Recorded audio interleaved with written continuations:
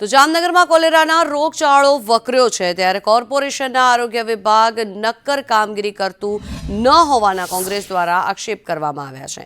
આ સાથે જ તંત્રને ઢોલ વગાડીને આવેદનપત્ર પણ આપવામાં આવ્યું। જામનગર શહેરમાં અત્યાર સુધીમાં કોલેરાના 9 જેટલા કેસ નોંધાયા છે, છતાં પણ કોર્પોરેશનની હજી બેદરકારી જોવા મળી રહી છે। તો કોલેરાગ્રસ્ત વિસ્તારમાં તંત્ર માત્ર નામની જ કામગીરી કરી સંતોષ માને છે।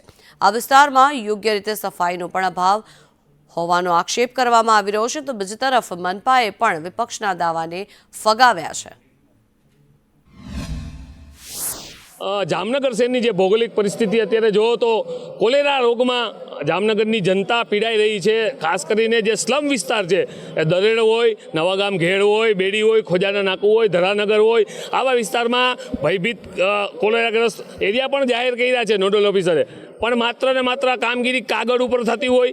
કોઈ પણ જાતના કમિશનર સાહેબે પણ આ વિસ્તારની મુલાકાત ના લીધી હોય, અધિકારીઓની ખોટ હોય, રોગચાળો હોય, ચારે બાજુ કચરાના ઢગલા પડ્યા હોય અને એસીમાં બેસી અને સારી સારી વાતો કરવી એ ક્યારે પણ જામનગરની આ જનતાને ક્યારેક આમાં ન્યાય ના મળે।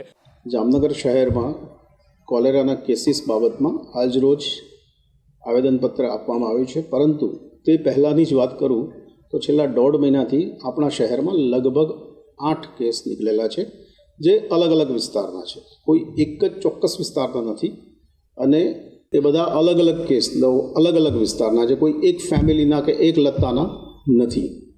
તેમ છતાં જે પણ વિસ્તારમાં કેસ નીકળ્યા છે તે કેસ વિસ્તારની અંદર સમગ્રપણે પાણી અને ગટરની લાઈનોનું લીકેજ હોય એ ચેક કરી લેવામાં આવ્યું છે અને એના એ દિવસે એ લીકેજને દૂર કરવામાં આવ્યું છે।